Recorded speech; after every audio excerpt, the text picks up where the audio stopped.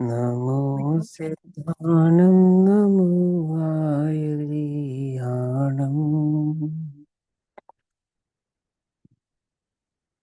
नमो वज्रायाणम् नमो लोये सवसाहूनम्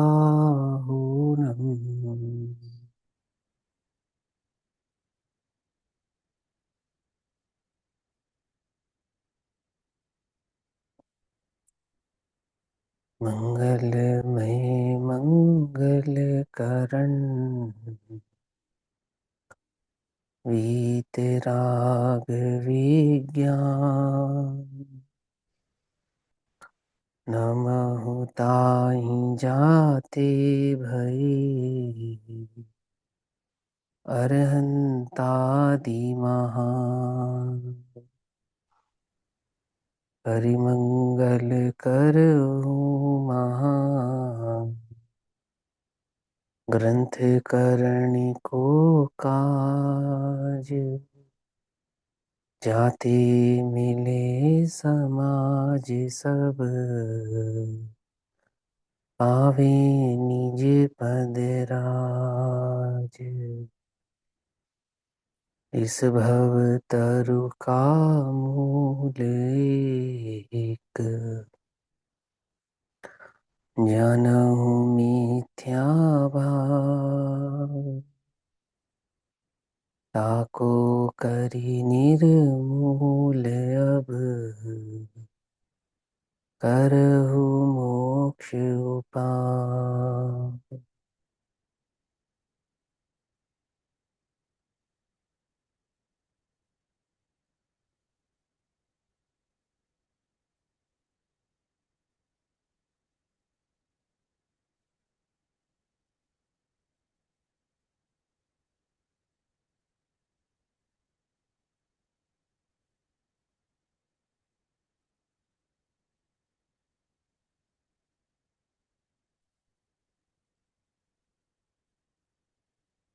हमारा रात्रिकालीन स्वाध्याय का विषय चल रहा है पूज्य बहन श्री चंपा बहन के प्रवचनों से आधारित प्रवचनांशों के माध्यम से बनाया गया बहन श्री के वचनामृत। और बहन श्री के वचनामृत पर पूज्य गुरुदेव श्री के जो प्रवचन हुए हैं वचनामृत प्रवचन, उसके आधार से हम इसका स्वाध्याय कर रहे हैं, जिसमें पूज्य गुरुदेव श्री वचनामृत नंबर 38 नंबर के वचनामृत पर प्रवचन कर रहे हैं। और 98 नंबर का पेज है, जिसमें वचनामृत 38 में सबसे पहले बहन का वचनामृत पढ़ते हैं। क्या कहती हैं? आत्मा को प्राप्त करने का जिसे दृढ़ निश्चय हुआ है। आत्मा का स्वरूप समझ में आता है, मैं चैतन्य हूं, ऐसा प्रभुता अपना भाव सदगुरु के मुख से अथवा आगम आदि के माध्यम से रुचिपूर्वक उसने जाना। और अंदर में ये बात अच्छे से समझ में आती है कि आत्मा की प्राप्ति के बिना इस जगत में सुख नहीं है।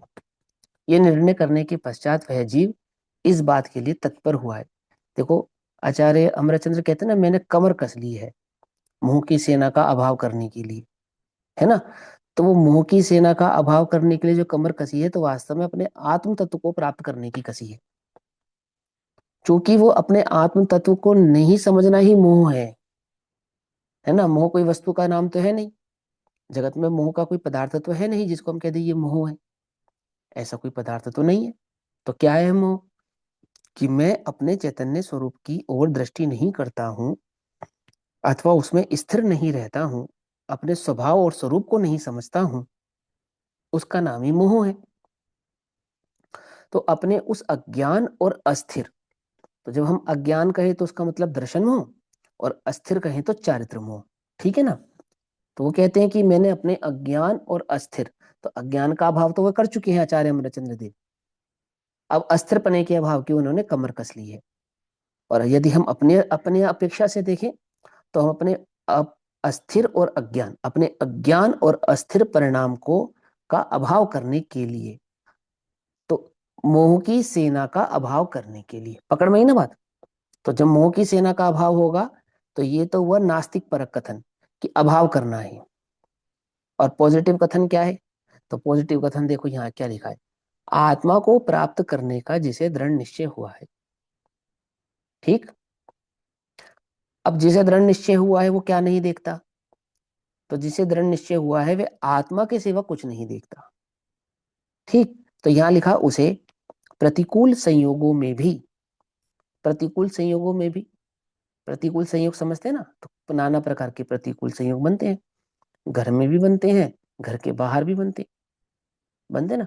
पूज्य गुरुदेव श्री के समय में जब प्रवचन मंडप में जगह नहीं होती थी ना, तो जहाँ चप्पल उतारते हैं, जूता उतारते हैं, वहां बैठकर लोग गुरुदेव का प्रवचन सुनते थे।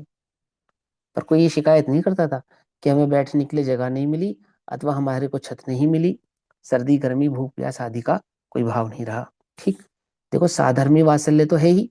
आप कहीं जाते हैं, किसी पंच कल्याणक में जाते हैं, शिविरों में जाते हैं, तो वहां आपको पूरे साधर्मी भाव से ही बुलाया जाता है, और आपकी समस्त प्रकार की व्यवस्थाएं हो इसका ध्यान रखा भी जाता है। लेकिन जो आत्मार्थी है, आत्मा की का हित जिसका विषय है, जिसकी रुचि आत्मा में है, वो किसी संयोग की इच्छा रख कर तो अपने आत्म कल्याण की बात सुनने के लिए सत समागम में जाता नहीं है। समझ में आई बात? सत समागम है ना वो, तो उस सत समागम में तो वो एक ही भाव से जाता है। यहाँ कहते हैं उसे प्रतिकूल संयोगों में भी। अब जैसे गुरुदेव को प्रतिकूल संयोग मिले, श्वेतांबर मत को छोड़कर दिगंबर मत में आना, और नाना प्रकार के, और जीवन भर ही रहे, कितने भी अच्छे संयोग रहे हो, परंतु प्रतिकूलता है तो लगभग लगभग पूरे जीवन ही रही। कभी आदि कभी व्याधि, है ना, शारीरिक व्याधियां आदि भी गुरुदेव को बनी ही रही। तो यहाँ कहते हैं आत्मा को प्राप्त करने का जिसे दृढ़ निश्चय हुआ है, उसे प्रतिकूल संयोगों में भी तीव्र एवं कठिन पुरुषार्थ करना ही पड़ेगा। करना पड़ेगा, अब वो करना पड़ेगा ये उपदेश की शैली है, और वो करता ही है, ये उसका सहज परिणाम है। अब अपनी अनु प्रतिकूलताएं कैसी है, कि अपने को ऐसी प्रतिकूलताएं नहीं मिली कि कोई अपने को काले झंडे दिखावे, अथवा स्वाध्याय करने से रोके, है ना, अथवा हमारे साथ किसी प्रकार का लड़ाई झगड़ा करे। कितने शांत वातावरण के साथ, बिल्कुल शांति के साथ हम बैठकर यहाँ स्वाध्याय कर सकते हैं। अन्य प्रकार की प्रतिकूलताएं बन सकती हैं, शरीर में किसी प्रकार का रोग हो सकता है, अथवा किसी प्रकार के ऐसे संयोगों की प्राप्ति हो सकती है जो अनुकूल ना जान पड़ते हो, प्रतिकूल होते हो। लेकिन जब कोई संयोग प्रतिकूल होता है, तो सर्वप्रथम अपना क्या है भाव, स्वाध्याय छोड़ देते हैं, या आत्मा का हित छोड़ देते हैं, या अपने आत्महित से अपने उपयोगों को हटाकर उस संयोग की आपूर्ति में अपने उपयोग को लगाने लगते हैं। समझ में ये बात? नहीं समझ? क्यों? क्योंकि जीव को ये भ्रम है। क्या भ्रम है? कि संयोग अनुकूल होते हैं तो धर्म भी शांति से किया जा सकता है, और जब संयोग अनुकूल नहीं होते हैं तो धर्म शांति से नहीं किया जा सकता। क्यों, ऐसा है या नहीं? जैसे सेठ सदर्शन के संयोग प्रतिकूल हो गए, तो धर्म कर रहे थे या नहीं कर रहे थे? कर रहे थे ना। वो तो सेठ का उदाहरण इसलिए दिया कि आप कहोगे कि मुनि राजों की तो तीव्रता अधिक होती है भैया। पंडित टोडरमल जी थे, है ना, सेठ दीवान अमरचंद्र थे, भैया भगवती दास थे, शीतल प्रसाद जी वर्णी थे। मालूम, शीतल प्रसाद जी वर्णी जी को तो लोग समय सारिया कह के बुलाते थे, पता है? उनका नाम ही रख दिया था समय सारिया। वो जहाँ जाते थे तो कहते समय सारिया आ गए, ऐसा। बनारसी दास जी के जीवन की प्रतिकूलताओं का तो अंत ही नहीं है। गणेश प्रसाद जी वर्णी जी के जीवन की प्रतिकूलताओं का अंत नहीं है। पंडित धर्मदास जी के जीवन की प्रतिकूलताओं का अंत नहीं है। समझ में आती है बात? नहीं समझ में आती? ये गृहस्थों के नाम में जानबूझ के ले रहा हूँ, क्यों, मुनिराजों में तो लगता है ना कि भैया हुआ तो वे तो तीव्र पुरुषार्थी हैं, छठे सातवें गुण स्थानवर्ती हैं। लेकिन गृहस्थ जीवन में भी हो, सीता है, अंजना है, बहन श्री का जीवन भी बड़े संघर्षों में रहा है। अगर आप उनका जीवन चरित्र चरित्र पढ़ेंगे तो आपको ये बात ज्ञात होगी। नहीं, पूरी अनुकूलता ही बनी रहे हर समय, ऐसा नहीं। गुरुदेव का देखा, प्लेग के कारण भाई बंधुओं की डेथ हो गई, है ना, चरस का इल्जाम लगा दिया, कोर्ट तक जाना पड़ा, और जाने क्या क्या काम हुआ जब दुकान पे बैठते थे। गुरुदेव का जीवन चरित्र सुना होगा आप लोगों ने, या नहीं? है ना। नाना प्रकार की प्रतिकूलताएं प्रत्येक ज्ञानियों के जीवन में होती भी है, हो भी सकती है। सभी ज्ञानियों का जीवन ऐसा नहीं होता कि समय सार को पाकर मुट्ठी भर हीरे जवाहरात दान में दे दें। क्यों, समझे? है ना, किसने दिए थे? श्रीमद जी श्रीमद ने। राय चंद। श्रीमद जी हाँ, ने। तो सबके सबके जीवन की अनुकूलता श्रीमद रायचंद जी जैसी नहीं हो सकती। आती ना बात समझ में? हर किसी के जीवन की अनुकूलताएं हो, ये संभव नहीं है। परंतु बात यह है कि जिसको इस आत्मा की लगन लगी है, जिसने इस मोह की सेना का अभाव करने की कसम खा ली है, कमर कस ली है, अर्थात जिसने आत्मा को प्राप्त करने का दृढ़ निश्चय किया है। तुमने आत्मा को प्राप्त करने का दृढ़ निश्चय किया है, या मैं आत्मा हूं ये मानकर संतुष्ट हो गए हो? आत्मा हूं यह मानकर संतुष्ट होना तो अच्छी बात है, शाबाश। परंतु फिर आत्मा ही हूं इसका अनुभव भी तुम्हें होना चाहिए। मेरी बात समझ रहे हैं? ये विकल्प के स्तर की बात नहीं चल रही है यहाँ पर। जब हम आपको आत्मा के संदर्भ में रुचि कराने की बात करेंगे और आपके तीव्र कषाय को मंद करने की बात करेंगे, तब इस प्रकार का ही मोटिवेशन देंगे आपको। आत्मा होना, होने तो जो हो रहा है, होने तो जो हो रहा है, और बात सच्ची भी है, अन्यथा नहीं है, वो झूठ नहीं है। परंतु जिसे वो आत्मभाव समझ में आया है, जिसे वो आत्म तत्व समझ में आया है, जिसे अंतरंग में बुद्धि के स्तर पर, प्रज्ञा के स्तर पर, अनुभव के स्तर पर नहीं, किसके स्तर पर? बुद्धि के स्तर पर, प्रज्ञा के स्तर पर ये बात समझ में आई है कि शरीर से भिन्न मैं चैतन्य भगवान आत्मा हूं। जिसे समझ में आई है उसकी ये बात है। आप सब समझ पा रहे हैं इस बात को?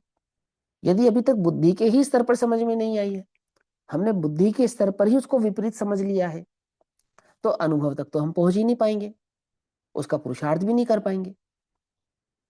आप समझ रहे? ये एक एक बोल पर गुरुदेव प्रवचन क्यों कर रहे हैं? हैं? कोई बात होगी ना उसमें। तो कहते आत्मा को प्राप्त करने का जिसे दृढ़ निश्चय हुआ है, तो आबाल गोपाल सभी को तो प्राप्त है आत्मा। तो दृढ़ निश्चय क्या करना है आत्मा को प्राप्त करने का? प्राप्त ही हूं मैं तो। क्यों? तो प्राप्त करने का अर्थ सीधा सीधा यहाँ पर अनुभव है। ये समझो आप, है ना? क्यों?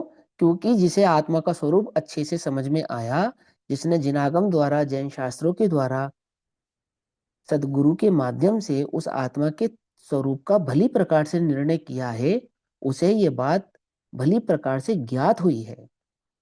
क्या ज्ञात हुई है? कि अनुभूति ही आत्मा है। आत्मानुभूति से प्राप्त तत्व में ज्ञानानंद स्वभावी हो। ठीक है ना? तो कहते हैं प्राप्त करने का जिसे दृढ़ निश्चय हुआ है। अब वो अनुभूति का मार्ग पर्याय दृष्टि नहीं है, बस इतनी सी बात समझो, है ना? अनुभूति की पर्याय, अनुभूति का मार्ग नहीं है। चैतन्य की दृष्टि ही अनुभूति का मार्ग है। ध्रुव की दृष्टि ही अनुभूति का मार्ग है। और ध्रुव में, ध्रुव की दृष्टि माने अपने उपयोग को अपने ध्रुव स्वभाव में स्थिर करने का जो प्रयत्न है, प्रयास है, उपाय है ना? वही वास्तव में उस अनुभूति को प्राप्त करने का मार्ग है। तो आत्मा को प्राप्त करने का जिसे दृढ़ निश्चय हुआ है, उसे प्रतिकूल संयोगों में भी तीव्र एवं कठिन पुरुषार्थ करना ही पड़ेगा। वो संयोगों की बलिहारी देकर अपने पुरुषार्थ को छोड़ नहीं सकता।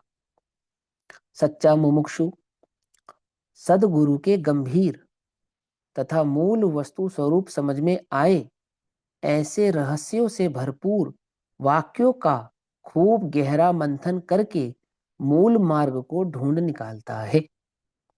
ठीक क्या कहा? जो सच्चा मुमुक्षु है वो सदगुरु के गंभीर तथा मूल वस्तु स्वरूप समझ में आए ऐसे रहस्यों से भरपूर वाक्यों में, या वाक्यों का। तो जो सदगुरु होते हैं, क्या वो ऐसे वाक्य कहते हैं जिसमें अपने को बहुत बुद्धि लगानी पड़े? हम्म? क्या उनका अर्थ बड़ा कठिन होता है? कि रहस्य का अर्थ वहां पे व्याकरण आदि से अर्थ निकालना नहीं है।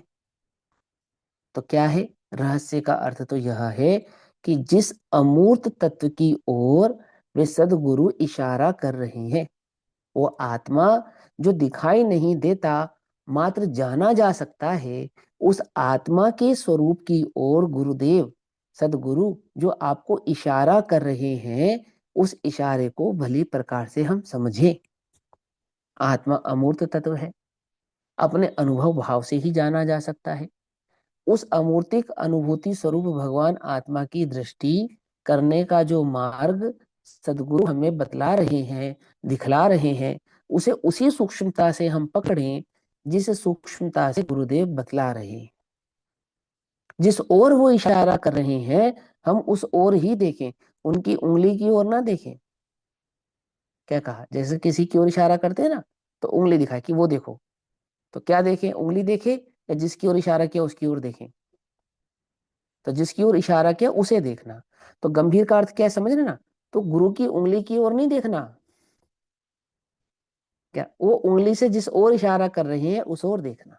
अर्थात उनके वाक्य, उनके शब्द, उनके भाव जिस चैतन्य की ओर दृष्टि कराना चाहते हैं उस चैतन्य की दृष्टि करना। कैसे करना, कि खूब मंथन करके, खूब गहरा मंथन करके मूल मार्ग को ढूंढ निकालता है। ठीक है ना, छल ग्रहण नहीं करता, उन शब्द मलिच्छ नहीं होता, भाव मलिच्छ नहीं होता, तो क्या होता है, वस्तु स्वरूप को भली प्रकार से समझता है, ऐसा शब्द नहीं पकड़ता। आत्मा को प्राप्त करने का जिसे दृढ़ निश्चय हुआ है उसे प्रतिकूल संयोगों में भी तीव्र एवं कठिन पुरुषार्थ करना पड़ेगा। अब इस पर गुरुदेव श्री प्रवचन करते हैं, वो कहते हैं, स्वरूप को अनादि काल में कभी प्राप्त नहीं किया है। जीवन आदि से मिथ्या दृष्टि है, अपने चैतन्य की खबर इसको अनादि से नहीं हुई है। उसके सिवा सब कुछ प्राप्त किया है या नहीं किया? धन कन कंचन राज सुख सभी सुलभ कर जान, सब कुछ प्राप्त किया है, लेकिन दुर्लभ है संसार में एक यथार्थ ज्ञान, वस्तु स्वरूप को प्राप्त नहीं किया है। सबकी सुनी अनुभूत परिचित भोग बंधन की कथा, पर से विभक्त एकत्व की उपलब्धि केवल सुलभ ना, ऐसा ही है ना? तो कहते हैं कि स्वरूप को अनादिकाल में कभी प्राप्त नहीं किया है। जितना स्वाध्याय अभी हम कर रहे हैं ना, इससे कई गुना अधिक स्वाध्याय हमने पूर्व भवों में किया है। जितनी चर्चा अभी हम कर रहे हैं ना, इससे कई अधिक चर्चा हम पूर्व भवों में कर चुके हैं इस आत्मा की। मालूम या नहीं मालूम? वास्तव में कर चुके हैं, हम कर चुके हैं कि हाँ हम कर चुके हैं। अरे ऐसी चर्चा कर चुके हैं कि हमारी सभा के अन्य मुमुक्षुजन मोक्ष को भी प्राप्त हो गए अब तक। सम्य दर्शन की तो बात छोड़ो, लेकिन हम यहीं के ही रह गए। क्यों? क्योंकि बाकी तो सब कुछ प्राप्त हुआ, सब कुछ माने क्षेपक्षम ज्ञान भी प्राप्त हुआ है ना, लेकिन क्या नहीं किया, उस स्वरूप की वास्तविक दृष्टि नहीं की, उस आत्मा की वास्तविक दृष्टि नहीं की, उसके अनुभव को प्राप्त नहीं किया, क्योंकि अनुभव का पुरुषार्थ करने का प्रयत्न ही नहीं किया। वो जो प्रयत्न है ना अनुभव को प्राप्त करने का पुरुषार्थ, सारे इस जगत से अपने उपयोग को हटाकर मैं चैतन्य हूं, ऐसे चैतन्य भाव की दृष्टि करना, शुभाशुभ भाव में नहीं अटकना, वो नहीं किया। तो कहते हैं स्वरूप को अनादि काल में कभी प्राप्त नहीं किया है, उसके सिवा सब कुछ प्राप्त किया। राग, पुण्य, पाप के भाव और उसके फलस्वरूप संयोग मिले, मुझे संयोग प्राप्त हुए, ऐसा अज्ञानी मानता है। क्या मानता है अज्ञानी?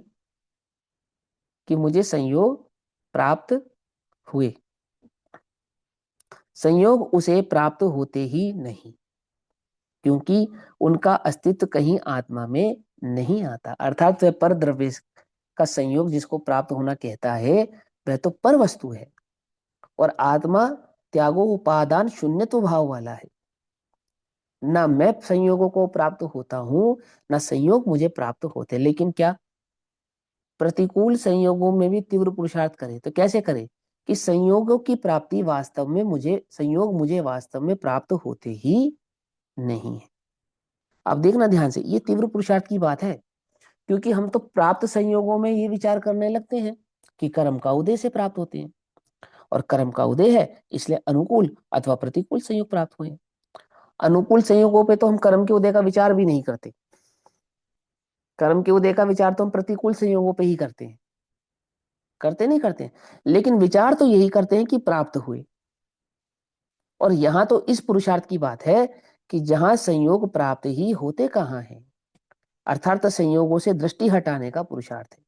जब संयोगों से दृष्टि हटेगी तो कर्म के चिंतन से भी दृष्टि हटेगी। आपको बताया ना पहले भी, कर्म के उदय का चिंतन, इसका नाम तत्वभ्यास नहीं है। आई बात समझे? ये तो पर पदार्थ का चिंतन है, ये तो पर द्रव्य का चिंतन है, ये तो कर्ता कर्म का चिंतन है कि मैंने कर्म किया। कौन सा कर्म किया? द्रव्य कर्म का कर्ता मैं हूं क्या? बोलो। और द्रव्य कर्म का भोक्ता मैं हूं क्या? विचार कर कर देखो। लेकिन ये विचार करता है, ये चिंतन करता है क्या, कि मैंने द्रव्य कर्म किया और द्रव्य कर्म को भोगा, द्रव्य कर्म के उदय को मैं भोगता हूं। आती है बस, समझ में नहीं आती है। और वो किसके द्वारा किया गया था? मेरे द्वारा किया गया था। ऐसा चिंतन वो आत्मार्थी करता नहीं है। क्यों नहीं करता? क्योंकि वो संयोग का चिंतन नहीं करता। संयोग का चिंतन करेगा तो कर्म का चिंतन करेगा, और आत्मा का चिंतन करेगा तो ना संयोग की दृष्टि करेगा और ना कर्म का चिंतन करेगा। क्योंकि आत्मा कर्म का करता नहीं है। किसका करता है? अपने परिणाम का करता है। और अपने परिणाम का करता कैसे है? कि मैं पर से पर के संयोगों को प्राप्त होना मानता था, यही तो मेरा ज्ञान था। और क्या था ज्ञान? कि पर द्रव्य का संयोग जो मुझे प्राप्त हुआ है, ये मुझे सुखी दुखी करता है, यही अज्ञान मुझे होता था। अब जो इस अज्ञान का अभाव उसे हुआ है, अथवा इस अज्ञान का अभाव करने की समझ उसे प्रकट हुई है, उस समझ से वो क्या करता है? कि अपनी समझ से अपनी ही नासमझी का अभाव करता है। क्या आती बस में? अपनी ही समझ से अपनी ही नासमझी का, अपने ज्ञान से अपने ही अज्ञान का क्या करता है? अभाव करता है। किसकी दृष्टि नहीं करता? परभाव की दृष्टि करता नहीं है। इसलिए ना तो वहां कर्म के उदय का चिंतन है और ना संयोगों का चिंतन है। वहां तो एकमात्र चिंतन क्या है? कि मैं चैतन्य हूं, ज्ञान दर्शन सुख आदि भाव ही मेरा स्वभाव है। और ऐसे अपने ज्ञाता दृष्टा भाव की ओर अपने उपयोग को स्थिर करता है। समझे? वहां वो क्रोध के काल में या राग के काल में या द्वेष के काल में, ठीक है ना, राग द्वेष के भाव को आचार्य देव जनरली क्रोध के उदय से समझाते हैं। ठीक। वहां क्रोध के काल में, क्रोध के उदय के काल में वो क्रोध का ज्ञाता दृष्टा नहीं बनता। क्या कहा? समझना ध्यान से क्या कह रहा हूं। क्रोध के उदय के काल में क्रोध का ज्ञाता दृष्टा नहीं बनता। समझ में आ रही बात? नहीं समझ में आ रही है ना? तो किसका ज्ञाता दृष्टा बनता है? आत्मा का ज्ञाता दृष्टा बनता है। किस आत्मा का ज्ञाता दृष्टा है वो? अपने चैतन्य भगवान आत्मा का ज्ञाता है, अपने ही चैतन्य भगवान आत्मा का दृष्टा है, और अपने ही चैतन्य भगवान आत्मा का भोक्ता है। सुनो बड़े ध्यान से इस बात को। आत्मा जिसका ज्ञाता बने और उसका भोक्ता ना बने, ऐसा छद्मस्त अवस्था में होता नहीं है। समझो, मैंने इसलिए जानबूझ के वहां पर छद्मस्त शब्द जोड़ दिया। समझे या नहीं समझ में बात? क्योंकि सर्वज्ञ मैं तो सभी को जानते हैं ना, सब कुछ जानने वाले हाँ तो सब वो हाँ अपने ही होते हैं केवल। हाँ, लेकिन वहां पे भी तन्मयता का भाव है, और फिर इसलिए तो कहते हैं कि वो व्यवहार से जानते हैं। फिर वहां पे वो बात इसलिए तो खड़ी होती है। तो ध्यान से समझना कि भैया हम तो ज्ञाता दृष्टा बन जाते हैं। किसके? क्रोध मान माया लोभ की कषाय उदय आते हैं और हम उसके ज्ञाता दृष्टा बन जाते हैं। क्यों बन जाते हैं भाई उसकी ज्ञाता दृष्टा? क्या आगम में लिखा है ना, उनको ज्ञाता दृष्टा भाव से जानो। ओहो, क्या कहा? वो जो है ना सदगुरु के गंभीर वाक्य, उनका तूने ठीक से मंथन नहीं किया। पकड़ में बात? नहीं पकड़ में? सदगुरु के जो गंभीर वचन थे, उनका ठीक से मंथन नहीं किया। तो तूने क्या अर्थ निकाला? कि उन्होंने मुझे कहा था कि क्रोध के काल में क्रोध की ज्ञाता दृष्टा हो जाना, तो मैं क्रोध का ज्ञाता दृष्टा हो जाता हूँ। क्रोध का ज्ञाता दृष्टा नहीं होना। क्रोध के ज्ञाता दृष्टा हो जाने का कहने का तात्पर्य यह था, क्रोध की दृष्टि नहीं करना। क्रोध का उदय आए तो आए, तो चैतन्य की दृष्टि करना। और जब चैतन्य की दृष्टि होती है, तब क्रोध की दृष्टि नहीं होती है। क्या कहा? कुछ बात समझ में आई या नहीं? अब तुम कर कर देख लो प्रैक्टिकल। भैया आंख भी मत जब बूंदो। भैया क्रोध आए और चैतन्य की दृष्टि करने का पुरुषार्थ करें, और अभी इतनी वो है नहीं विशुद्धि, तो हम्म चैतन्य की दृष्टि तो हो नहीं पाती, जाती बता तो रहा हूँ वहीं ना, पर है। ये तो प्रश्न आप जो बोल रहे हो इसी का उत्तर दे रहा था मैं। कि इसके लिए तो तुम्हें आंख बंद करने की भी आवश्यकता नहीं है, आत्मा का ध्यान करने की भी आवश्यकता नहीं है। समझे? सिर्फ इतनी सी बात तुम खुद विचार कर कर देख लो, कि जिसकी दृष्टि करने से कषाय उत्पन्न होती है, यदि हम उसकी दृष्टि नहीं करते हैं, तो कषाय कहाँ उत्पन्न होती है? और दृष्टि का नाम आंख किसने कहा? दृष्टि का नाम इंद्रिय किसने कहा? अरे दृष्टि का नाम तो उपयोग है, क्या समझे? यदि तो उपयोग में उस वस्तु को या उस पदार्थ को या उस तत्व को, उस भाव को, उस कषाय को नहीं लेकर आता है, तो वो कहाँ तुझे परेशान करती है? समझ में ही बात नहीं, समझ में? और फिर बात वही आती है कि तीव्र हृदय में पुरुषार्थ कार्यकारी नहीं होता है, और मंदता में इसका पुरुषार्थ किया जाता है। अब समस्या ये है कि तू तीव्र में भी ज्ञाता दृष्टा है और मंद में भी ज्ञाता दृष्टा है। जब कषाय तीव्र होती है तो तीव्र रूप परिणमित होता है और कहता है मैं तो ज्ञाता दृष्टा भाव से परिणमित हुआ था। और जब कषाय मंद होती है तो मंद कषाय में तो प्रवर्ती रहा है ना। क्यों प्रवर्त रहा है? नहीं प्रवर्त रहा है, बोल। और क्या कहता है कि मैं ज्ञाता दृष्टा भाव से प्रवर्ता। तो समस्या तो यही हो गई ना कि तू तू ज्ञाता दृष्टा तो पर का ही बना रहा, आत्मा का कहां बना, चैतन्य का कहां बना, अपने आत्म स्वरूप का कहां बना। ऐसे ज्ञाता दृष्टा पने से तो तू पिक्चर भी देख लेता है, ऐसे ज्ञाता दृष्टा पने से तो तूने सारा संसार देखा है। देखा है नहीं देखा है, बोल। ऐसे ज्ञाता दृष्टा पने की बात नहीं, सिद्ध गुरु के गंभीर वचन देखो। यहाँ क्या कहा, ध्यान से समझना। वो कहते हैं संयोग उसे प्राप्त होते ही नहीं, क्योंकि उनका अस्तित्व कहीं आत्मा में नहीं आता। किनका? नो कर्म का तो आता ही नहीं, और द्रव्य कर्म का भी नहीं आता, और भाव कर्म का भी अस्तित्व आत्मा में आता नहीं है। क्या कि आप तो सिखा रहे थे कि भाव कर्म का कर्ता आत्मा है, कि हाँ है ना, लेकिन आत्मा की दृष्टि करने पर नहीं आता। समझे नहीं समझे? वो भाव कर्म तो आता ही पर की दृष्टि करने पर है, आत्मा की दृष्टि करने पर कहाँ आता है? बतला आता हो तो बतला। आत्मा की दृष्टि करने वाले ज्ञानियों को भाव कर्म कहाँ आता है? हाँ, आत्मा से दृष्टि हटाने पर आता है। समझे या नहीं समझे? ऐसा हमारी स्त्री, हमारे बच्चे, हमारा मकान, ऐसा मिथ्या भाव, यह मेरे और यह तेरे, ऐसे विकल्प मिथ्या दृष्टि के कारण उठते हैं। है ना, ये जो विकल्प उत्पन्न होते हैं ना, हमारा हमारा हमारा, अथवा मेरे और तेरे, ये जो विकल्प उठते हैं, ये तो मिथ्यात्व के कारण ही उठते हैं। कि नहीं नहीं भैया, सम्यक दृष्टि के भी उठते हैं, तब चारित्र मोह के कारण उठते हैं। है ना, कि नहीं हमारे भी चारित्र मोह के कारण उठते हैं।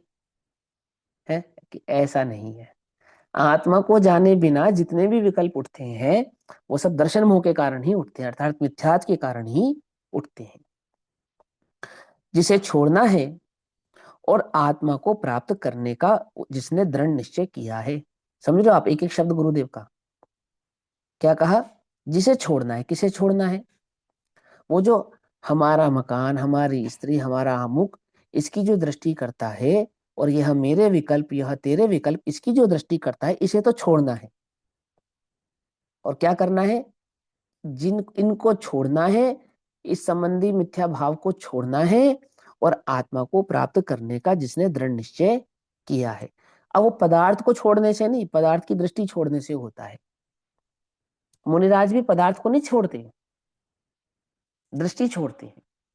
और जब दृष्टि इतनी गंभीरता से और इतनी गूढ़ता से छूट जाती है कि बाहर में पदार्थ छूट गया, ऐसा भी दिखाई देने लगता है। समझना, दोनों बातें हैं यहाँ पर, बड़े ध्यान से समझना। जिसे उसे चाहे जैसे प्रतिकूल संयोगों में भी तीव्र और कठिन पुरुषार्थ करना ही पड़ेगा। अब संयोग कैसी भी हो, प्रतिकूल भी हो सकते हैं, अनुकूल भी हो सकते हैं। और प्रतिकूल कितने हैं? अधिकतर तो अनुकूल ही हैं। कितने प्रतिकूल हैं बताओ? प्रतिकूल तो कदाचित ही होते हैं। भले ही काल का नाम दुखमा है, पर ऐसा भी दुखमा नहीं है कि मार काट मची पड़ी है ना। इस काल का तो अभी आपको तो इतिहास पढ़ो, 50 साल पुराना कितना बुरा इतिहास था। हम तो स्वर्णिम काल में जी रहे हैं, जाने कौन सा पुण्य बांध कर आए हैं। है ना, 50 साल पुराना तक जो इतिहास है, वही वही इतना खराब इतिहास है। 100 साल पुराने की तो और क्या कहें बात, चैन से जीने मरने की फुर्सत नहीं थी। समझ में आती है बात, नहीं समझ में आती? लेकिन बात क्या है, यहाँ तो कहते हैं प्रतिकूल संयोगों में भी। अब अपनी प्रतिकूलता ज्यादा से ज्यादा पाप और पुण्य के उदय की है बस। मतलब ये पांच इंद्रिय के विषयों में घटना बढ़ना बस इतना ही है, इससे अधिक तो कोई प्रतिकूलता नहीं है।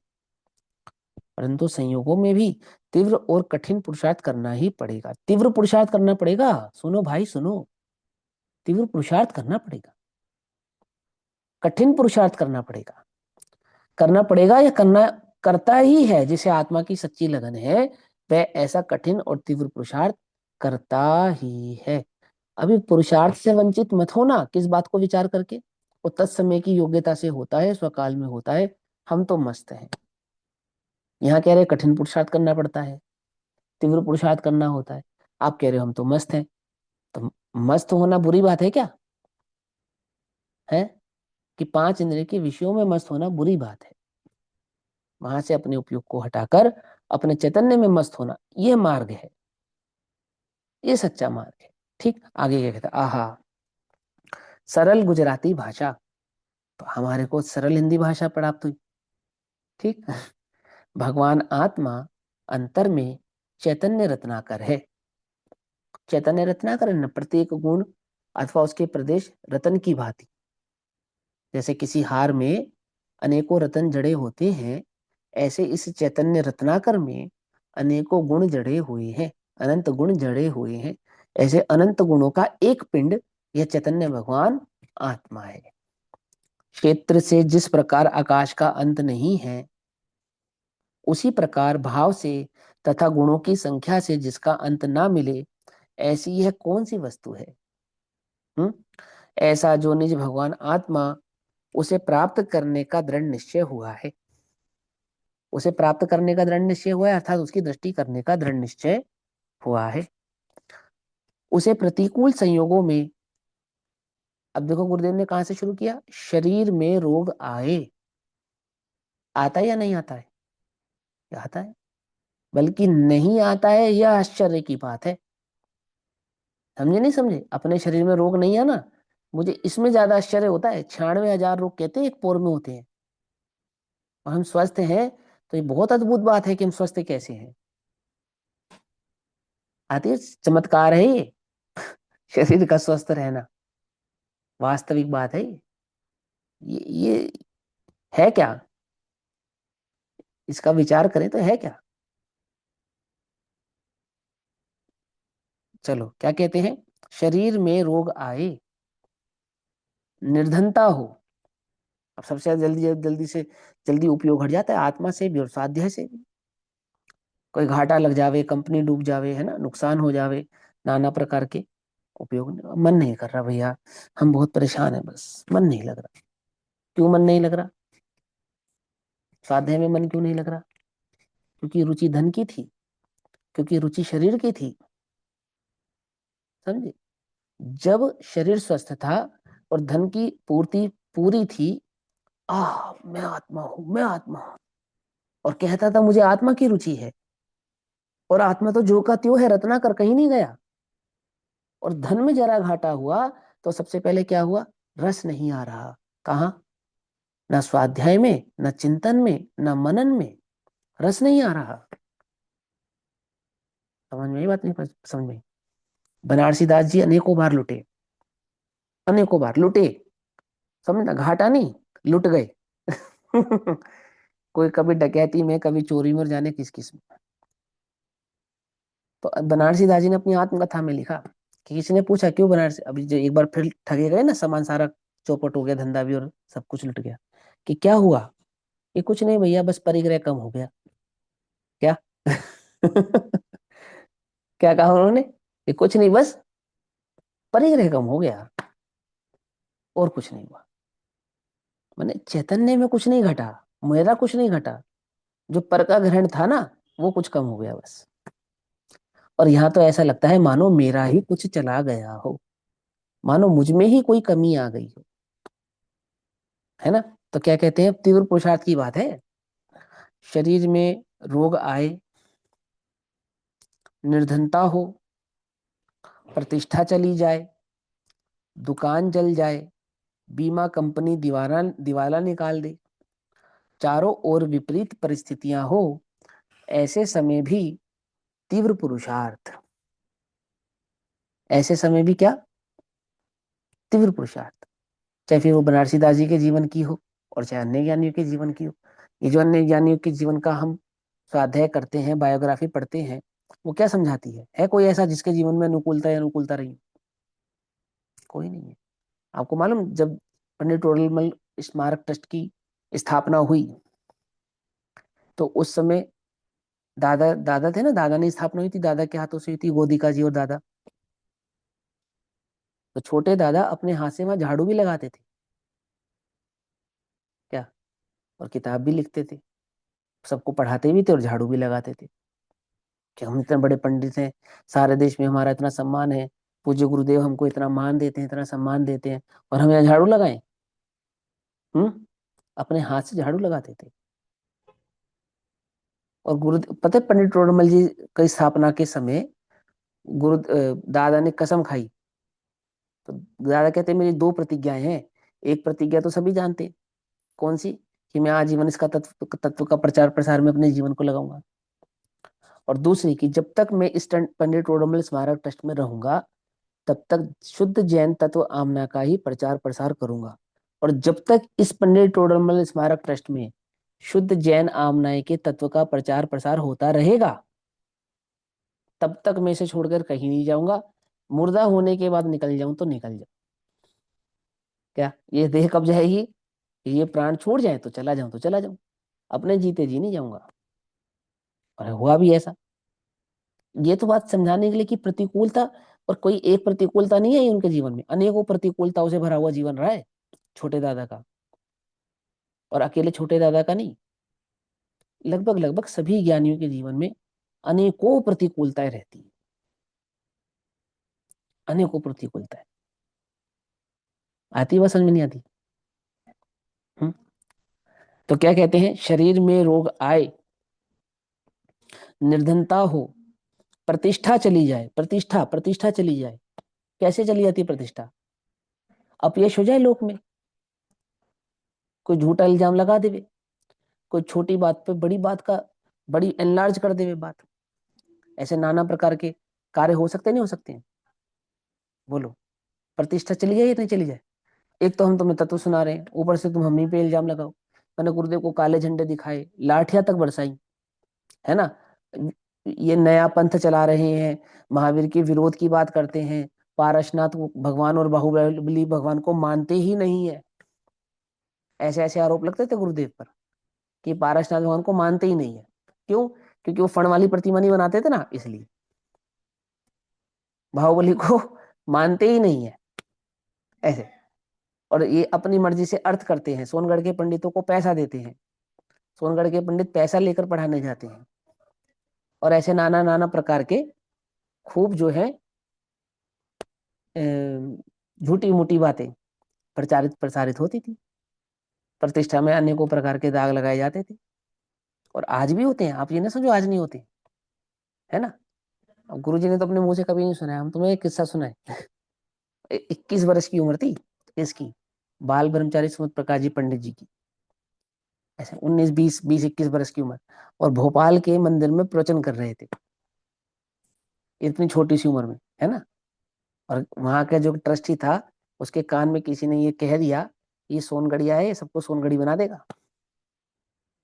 तो मालूम क्या हुआ? तो उसने भरी सभा में, पूरी भरी सभा में गुरु जी को थप्पड़ लगा दिया और हाथ पकड़ के उठा दिया। कहां से? गद्दी से। ये घटना घटी। और आज देखो, धर्म छोड़ के चले गए। क्या उम्र होती है 20 21 वर्ष की? हम तो सोचे कोई धर्म धर्म ने जैसे नहीं है, एक तो अच्छी बात पढ़ाए, ऊपर से गाली खाए। हमें नहीं पकड़ना ऐसा धर्म पर, हमें नहीं जाना ऐसे मार्ग पर। कुछ नहीं, कोई श्रद्धा विचलित नहीं हुई, कोई टस से मस नहीं हुआ, चित्त वहीं उसी मार्ग में लगा रहा, सहजता से आगे बढ़ते रहे। समझ में आई बात? नहीं समझ में आई? कितनी, एक प्रतिकूलता नहीं, हजारों प्रतिकूलता है। कितनी प्रतिकूलता है गिनाए, मैंने अंत नहीं है प्रतिकूलताओं का। प्रतिष्ठा में क्या क्या लिखा? प्रतिष्ठा चली जाए।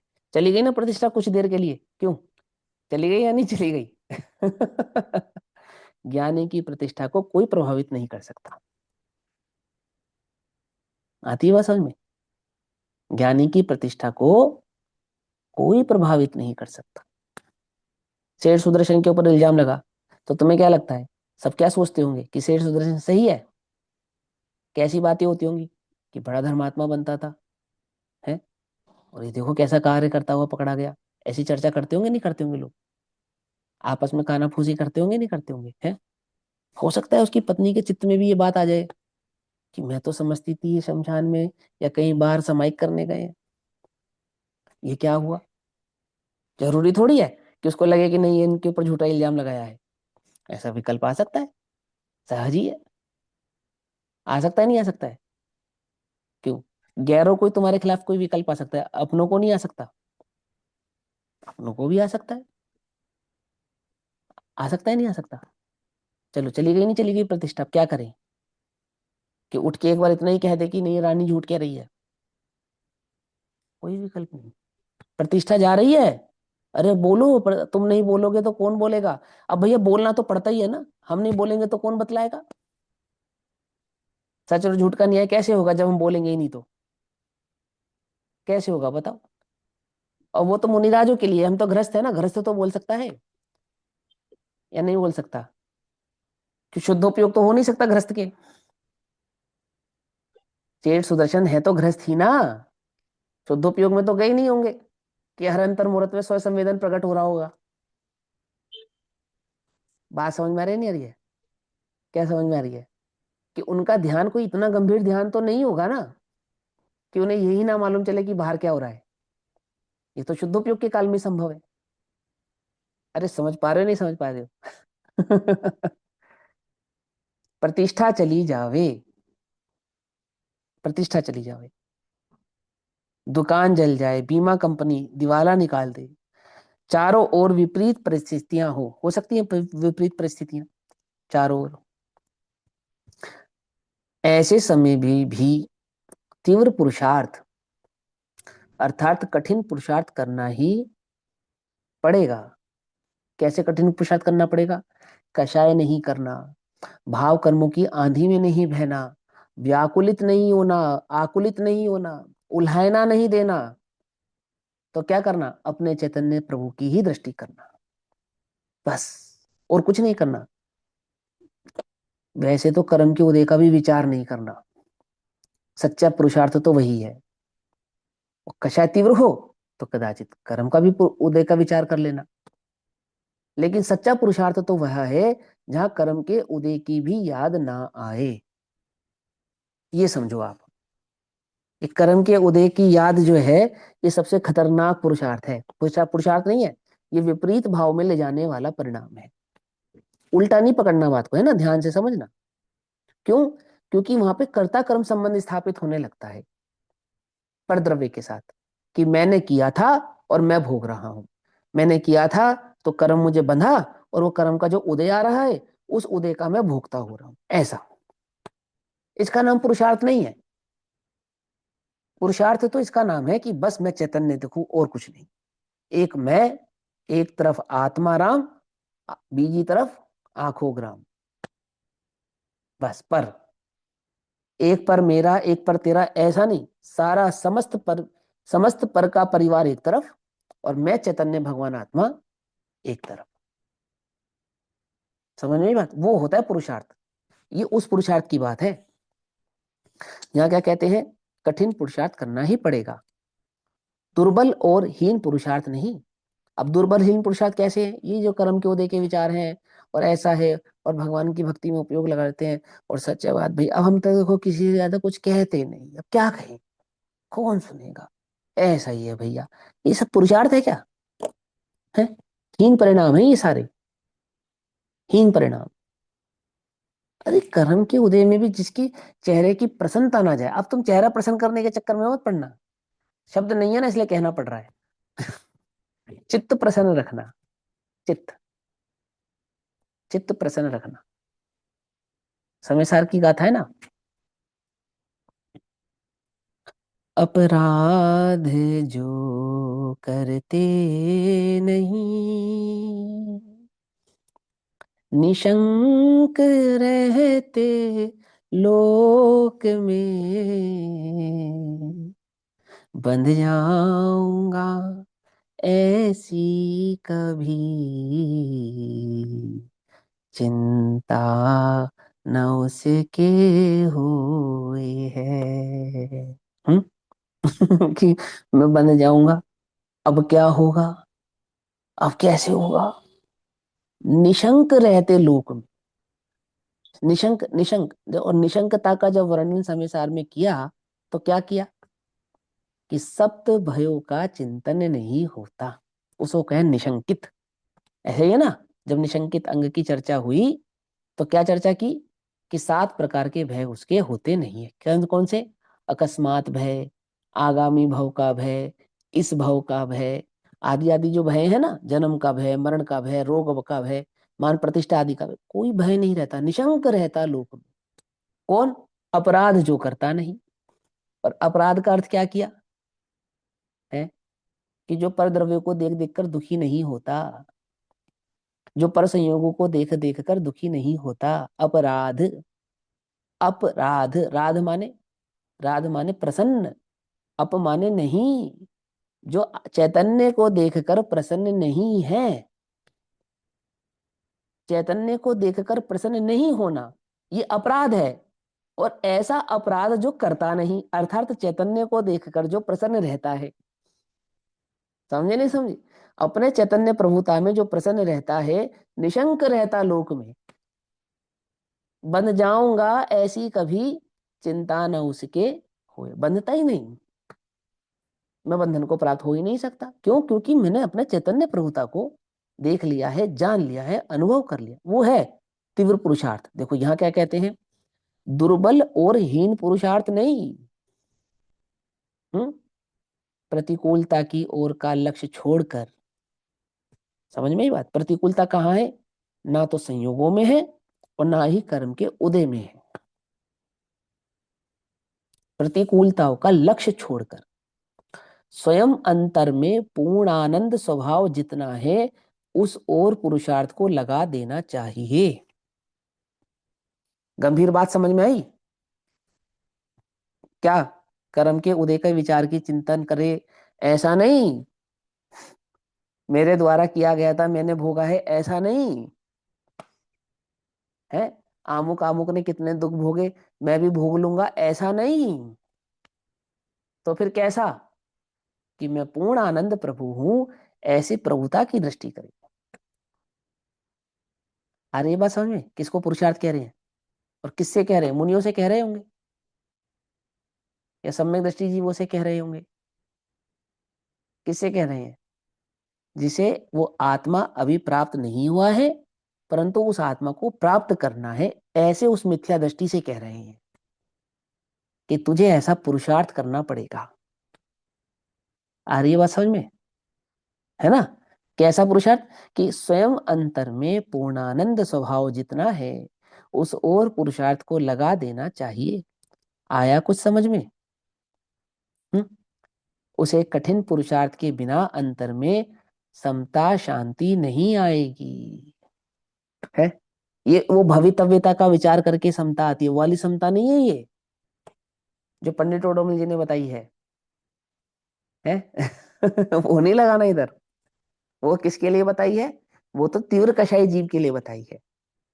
जब कषाय तीव्र हो और कषाय को मंद करना हो, तो मंद करने का क्या उपाय है? कि भवितव्यता का विचार करके ही समता आती है। एक बात। दूसरी बात, जब पर द्रव्य की ओर लक्ष्य जाता हो और वहां अपने चलने से रही, है ना, अपने पति में, अपने बच्चों में, अपनी स्त्री में, अपने अपने पड़ोसियों में, अन्य जनों में, वहां तो अपनी चलने से रही और चलती भी नहीं है। तो क्या करें? उन्हें देख देख कर विकल्प तो होता है कि भवितव्यता का विचार करके समता आती। जैसी मति वैसी गति, अथवा जैसी गति वैसी मति, समता आती है। समता आती है अर्थात वहां से लक्ष्य छूटता है। क्या समझे? समता आने का अर्थ समझते हैं ना? लक्ष्य छूटता है।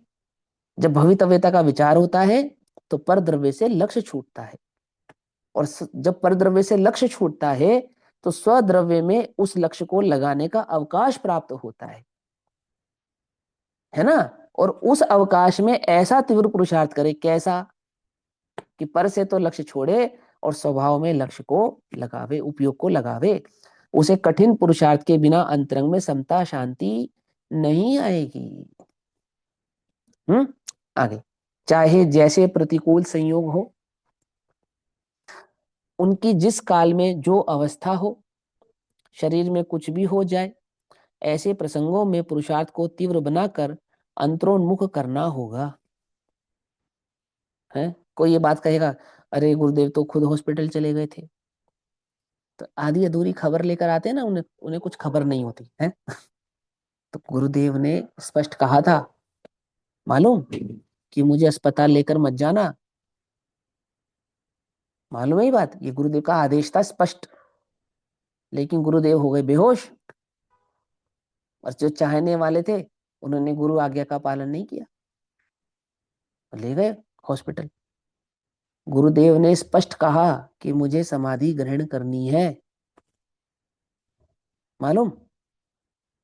पर नहीं नहीं नहीं गुरुदेव, अभी तो आपकी, अभी आपको कुछ नहीं, अभी कुछ नहीं होगा, कुछ नहीं हो, थोड़ा है कुछ। अंतरंग भाव से तो ग्रहण कर ही ली थी, परंतु वो द्रव्य से, अर्थात मुझे इस स्थान पर मत रहने दो, ऐसा विकल्प उन्होंने स्पष्ट प्रकट किया। पर नहीं कर पाए ना, कोई बात नहीं, क्या करें। अब प्रतिकूल संयोग है वो गुरुदेव के लिए, हॉस्पिटल। क्या किया फिर गुरुदेव ने, अपना चैतन्य भाव नहीं त्यागा। अब जो है सो है। कुछ बात समझ में आई या समझ में नहीं आई, है ना। क्या कहते हैं, चाहे जैसे प्रतिकूल संयोग हो, होते हैं, हो सकते हैं, होते ही हैं, उनकी जिस काल में जो अवस्था हो, शरीर में कुछ भी हो जाए, ऐसे प्रसंगों में पुरुषार्थ को तीव्र बनाकर अंतरोन्मुख करना होगा। ऐसे समय में अपने पुरुषार्थ को क्या करना होगा, और तीव्र पुरुषार्थ करना होगा, अंतरोन्मुख करना होगा। यहाँ तो कहानी उल्टी है। संयोग सुधरेगा तो चिंतन करेंगे, संयोग सुधरेगा तो मनन करेंगे, स्वाध्याय करेंगे, चर्चा करेंगे। अभी भैया संयोग सुधरे हुए नहीं है, इसलिए हम ज्यादा स्वाध्याय कर नहीं पा रहे, चिंतन कर नहीं पा रहे, हम मनन कर, समय नहीं मिल रहा। क्यों? क्योंकि संयोग अभी प्रतिकूल है। समझ में ये बात नहीं, समझ में। और ये भले आदमी, संयोग अनुकूल कभी होते ही नहीं है। वास्तव में तो तेरे मोह का उदय तीव्र है, जो अपने तीव्र मोह के उदय का आरोप तू संयोगों पे करता है कि संयोग प्रतिकूल है। तुम्हें क्या लगता है, अभी वर्तमान में तुम्हारे संयोग अनुकूल है? क्या लगता है? अभी मोह तीव्र हो जाए तो यही अनुकूल संयोग प्रतिकूल लगने लगेंगे। आती है बात, समझ में नहीं आती है? अभी कषाय तीव्र हो जाए, यही अनुकूलता प्रतिकूलता भाषित होने लगेगी। होने लगेगी, नहीं होने लगेगी? बोलो। ऐसा ही होता है, सच्ची बात है ये। आती है बसन में, देखो। मैंने, देखो, अपनी मान बढ़ाई के लिए नहीं, तुम्हें बस एक उदाहरण देने के लिए कह रहा हूँ। मैंने पिछले 1 महीने से मेरे पाँव में चोट लगी है, तो मैं ऐसे पद्मासन में बैठता हूँ ना, मुझे तकलीफ होती है। ना, समझना ध्यान से। अब मैं सोचता हूँ कि कुर्सी पे बैठेंगे तो वो ऐसी आदत पड़ेगी, वैसे ही पड़ेगी ना। अब यहाँ बैठे हैं, उपयोग नहीं जाता है तो तकलीफ नहीं भी होती है, उपयोग जाता है तो तकलीफ भी होती है। लेकिन लेकिन सुनना, इसमें कोई दम नहीं है, ये धर्म नहीं है, ये धर्म नहीं है। बात तो बस इतनी ही है, इतनी सी, कि अपनी मर्यादा क्यों भंग करें इस शरीर के लिए, है ना। ऐसे कुर्सी पे बैठ कर और ये शास्त्र पढ़ना, जब अपनी मर्यादा क्यों भंग करें, अरे पद्मासन में बैठो आराम से, वो मर्यादा है, उस मर्यादा का उल्लंघन ना करो। बात समझ में आती नहीं आती है ना। लेकिन इसमें धर्म नहीं है, इसमें कोई दम नहीं है। ये तो एक उदाहरण है। क्या उदाहरण है इस बात का, कि शरीर में कुछ भी हो जाए, है ना, ऐसे प्रसंग में पुरुषार्थ को तीव्र बनाकर। अब शरीर का पुरुषार्थ नहीं बनाना, उल्टा नहीं पकड़ना इस बात को। ये पुरुषार्थ नहीं है कि हम दर्द सह रहे हैं, ये पुरुषार्थ नहीं है कि हम दर्द में अपने उपयोग को नहीं ले जा रहे। पुरुषार्थ तो यह है कि अपने उपयोगों को अपने चैतन्य में लेकर आए। तुम बैठ पाओगे, नहीं बैठ पाओगे, क्या कर पाओगे, क्या नहीं कर पाओगे, उसमें नहीं लगा लेना अपना पुरुषार्थ। तो उदाहरण दिया था, लेकिन वही है ना, उदाहरण दो किसी बात के लिए, पकड़ता कोई बात है ना। तो उसकी प्रैक्टिस नहीं करना कि मैं दर्द सहने की प्रैक्टिस करूं, ना ना ना ना ना। पेड़ पौधे बहुत दर्द सह रहे हैं भैया, ये गाय भैंस कुत्ता बिल्ली सब दर्द सह रहे हैं, बेचारे बोल भी नहीं पाते अपने दर्द के बारे में। सर्दी गर्मी भूख प्यास की समस्त वेदनाएं सह रहे हैं।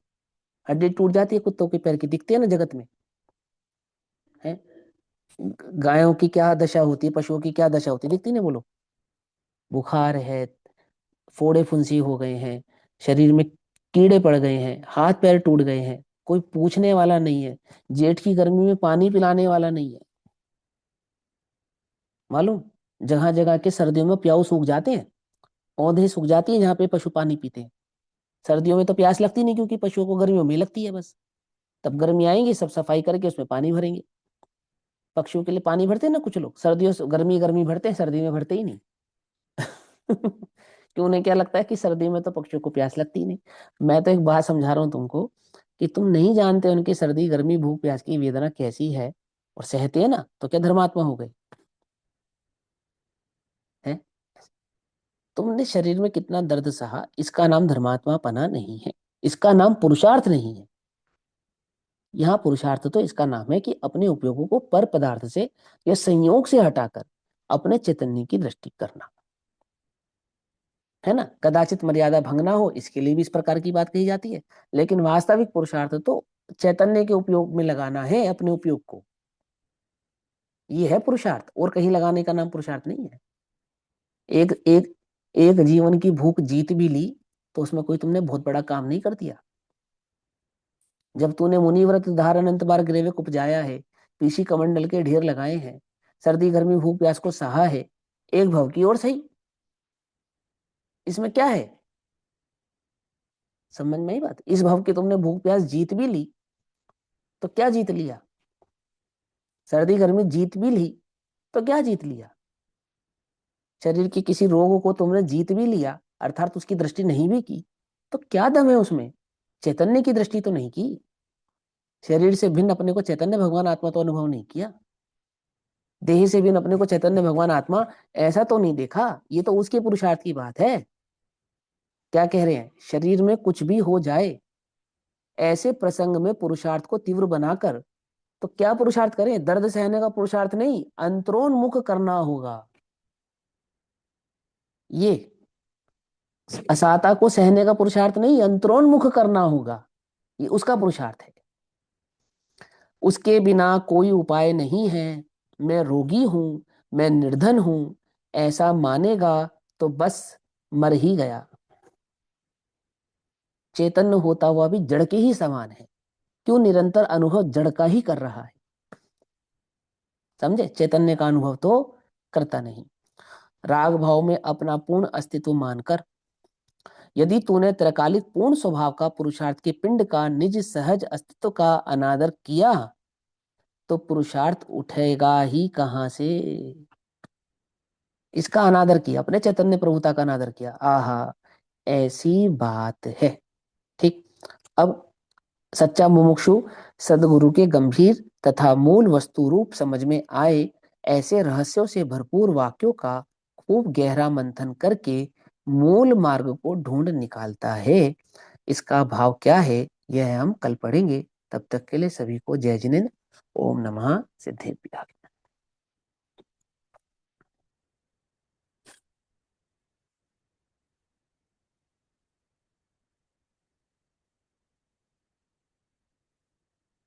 निज निधि निज में बताई यह अनंत उपकार,